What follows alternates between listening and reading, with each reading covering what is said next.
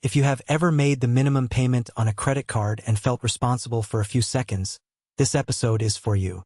Because the minimum payment has a strange emotional design. It feels like progress. Keeps the account current. It avoids the late fee. It lets you tell yourself, I handled it this month. But the minimum payment is not designed to get you free quickly. It is designed to keep the account alive. That difference matters. Imagine a $5,000 credit card balance. You do not need a luxury addiction to get there. A car repair goes on the card. A medical bill goes on the card. Groceries during a rough month go on the card. A few subscriptions stay on the card because they are easy to forget. Then interest arrives, and the balance starts feeling less like a purchase and more like weather. The statement gives you a minimum payment. Maybe it is $150. You pay it. The account stays current. Your score is not hit by a missed payment. The app turns green. The anxiety drops. Then the next statement arrives and the balance barely moved. This is the minimum payment trap. The payment is real, but the escape is tiny. The first thing to understand is that a minimum payment has two jobs. The first job is useful. Keeps you from being late. You should never ignore it if you can pay it. Paying at least the minimum on time protects you from late fees and worse consequences. The second job is the trap. It lets the debt survive another month while interest keeps working. Most people focus on the payment amount. They ask, can I afford the minimum? But the better question is, how much of this payment actually reduces the balance? If a card charges around 2% interest per month, a $5,000 balance can create roughly $100 of interest before you even attack the principal. If your payment is $150, only part of that payment is movement. The rest is rent you paid to keep the old debt in the room. That is why the balance feels sticky. You are not imagining it. A payment can leave your bank account and still barely change your future. Now here is the line most people miss. Your credit card statement already contains a warning system. It shows what happens if you make only minimum payments. It also shows a larger monthly amount designed to pay the current balance off in about 3 years, assuming no new purchases. Most people never look at that box. They look at the due date, the minimum payment, maybe the statement balance, and then they close the app. But that box is the difference between surviving the bill and understanding the bill. The minimum payment tells you the floor. The 3-year number tells you the escape speed. And that gives us the rule for this episode. Never treat the minimum payment as the plan. Treat it as the alarm. When the minimum payment appears, the real plan has 3 parts. First, stop the balance from growing. This sounds obvious, but it is the part that breaks most repayment plans. If the card keeps paying for groceries, gas, subscriptions, and emergencies while you are trying to pay it down, you are shoveling water out of a bathtub while the faucet is still open. The card may need to leave your wallet. It may need to leave your phone wallet. It may need to lose its job as the default payment method. This is not punishment. It is containment. Second, protect the minimum payment automatically. Put the minimum on autopay if your cash flow can support it, because the minimum is the floor. You do not want a late fee turning a hard problem into a worse problem. But do not stop there. Third, choose an attack payment that does not shrink when the minimum shrinks. This is where the trap gets weaker.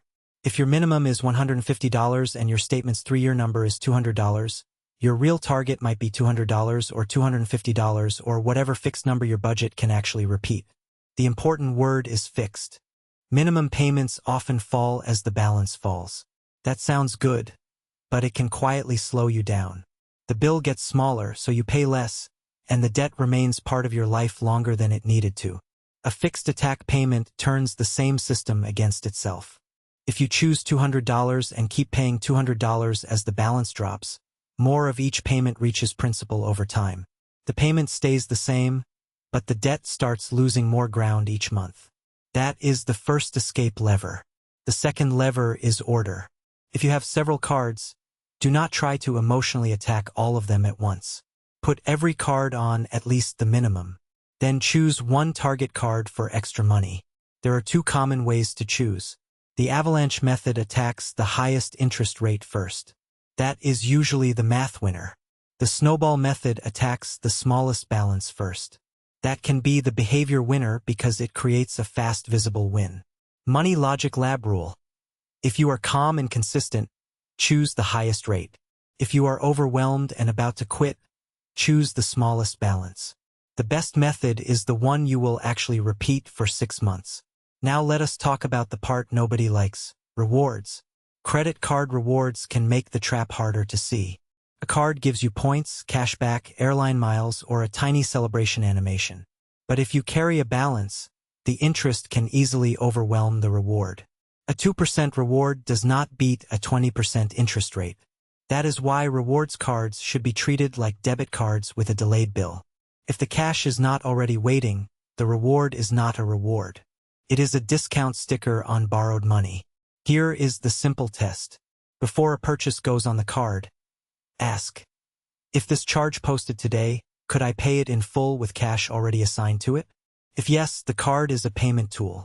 If no, the card is becoming a loan. That one question separates convenience from debt. The third lever is a small buffer. A lot of credit card debt is not caused by one irresponsible moment. It is caused by ordinary life arriving faster than cash. Tires, dentist, school costs, family visit, a higher utility bill.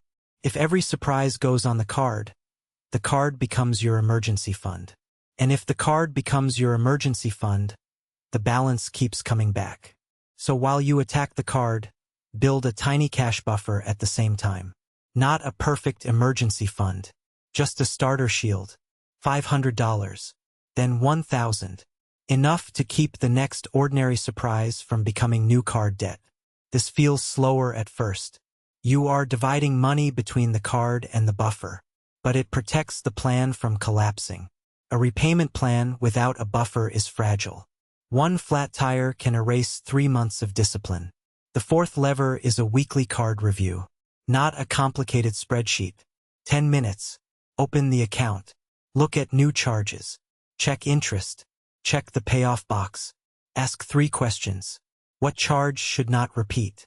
What automatic payment should move to a debit account or be canceled? What extra amount can I send before the next statement closes? The purpose is not guilt. The purpose is visibility. Debt grows in the dark because the app only asks for the minimum. Your job is to ask better questions than the app asks. Now let us build the exact system. Step 1. Name the balance. Write down the card, balance, rate, minimum, statement due date, and the 3-year payment number from the statement. Step 2. Quarantine the card. Remove it from impulse locations. Wallet, phone, one-click checkout, delivery apps, shopping accounts. Make it annoying to use. Step 3. Set the floor. Autopay at least the minimum if your account can safely cover it. Step 4. Set the attack payment. Pick a fixed number above the minimum. If the statement's 3-year payment is possible, use that as your target. If not, start smaller but make it fixed. Step 5. Build the buffer. Put a small amount into cash every payday so the card stops being the first emergency tool. Step 6. Review weekly. 10 minutes. New charges, interest, repeating leaks, extra payment. That is the card rule. Floor, freeze, fixed attack, buffer, review. It is not dramatic. It is not a magic hack. But it changes the direction of the account. The minimum payment keeps the account alive. The fixed attack payment starts shrinking it. The frozen card stops new debt from replacing old debt. The buffer protects the plan from ordinary life. And the review keeps the truth visible.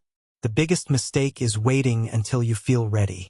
Credit card debt rarely becomes easier because time passes. It becomes easier when the system changes. If all you can do this week is read the statement box, do that. If all you can do is remove one card from your phone wallet, do that. If all you can do is add $20 above the minimum, do that. The goal is not to feel ashamed of the balance. The goal is to stop letting the minimum payment pretend to be a plan. Because the minimum payment is only the door staying unlocked. Freedom starts when you decide to walk out. This video is for general education only. It is not personal financial advice. Your exact card terms, cash flow, and debt situation matter. So use your own statement and consider qualified help if you need it.